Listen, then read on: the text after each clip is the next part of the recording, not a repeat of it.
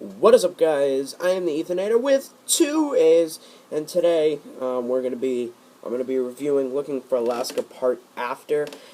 Note before I start talking about this book that there are spoilers in it. I can't talk about After without giving spoilers, so there are going to be spoilers in this review.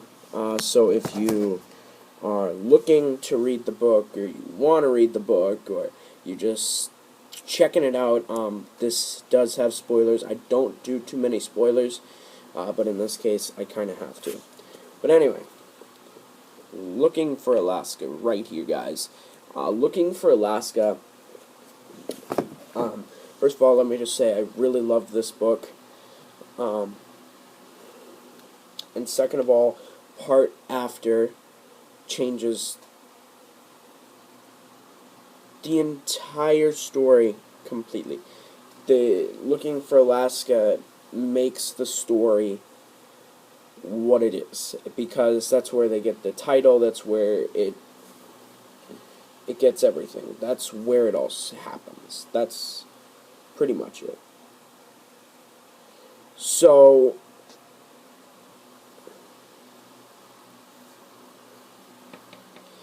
what happens in this book in After is Alaska dies. Alaska dies from a car crash. She hits a police car.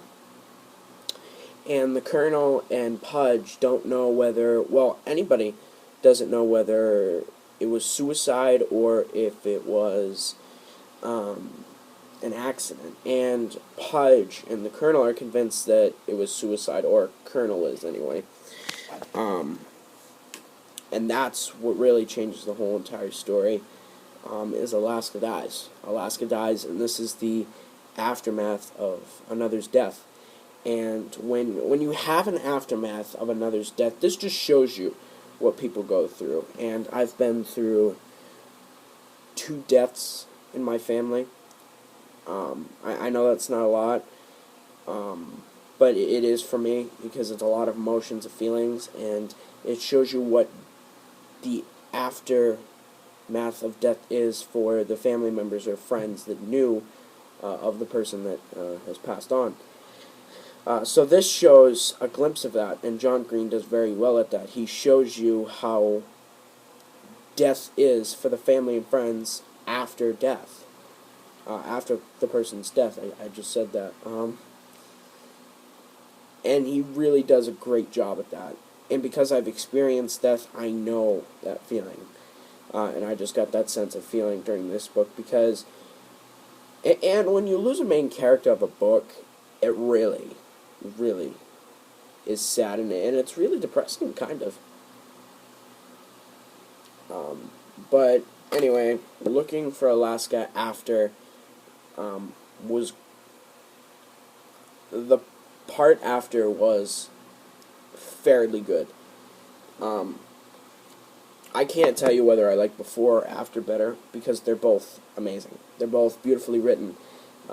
John Green's writing technique is amazing. His style of writing, the way he portrays his characters are simply amazing. And Pudge and the Colonel are good friends now. Like, they're tighter than they ever have been. And just by the end of the book, they finally figure out what Alaska did. And basically what happened was, January 10th, Alaska forgot to put, to put flowers on her mother's grave. Because from part before, she explains that. She explains her mother's death. I won't spoil that for you. You'll have to figure this out. And she forgot it. And she was panicking while she was talking to Jake, because she forgot her mother's grave, to put flowers on her mother's grave. That's why there were flowers in the back when she died. they still don't know, and when you find out at the end of the book, you don't know whether it was a suicide. You don't know whether it was an accident. It's a mystery that won't be solved, because I don't think John Green is expected to write a Looking for Alaska 2 or a sequel to this or another book. It wouldn't do him any good. I don't think he's going to be that type of sequel trilogy kind of guy. He's just a one book kind of guy. As crazy as that seems in my head in the way I say that, but he's just a one book kind of guy. And he's a terrific writer. And I love John Green's writing, his style. It's beautiful. It really is.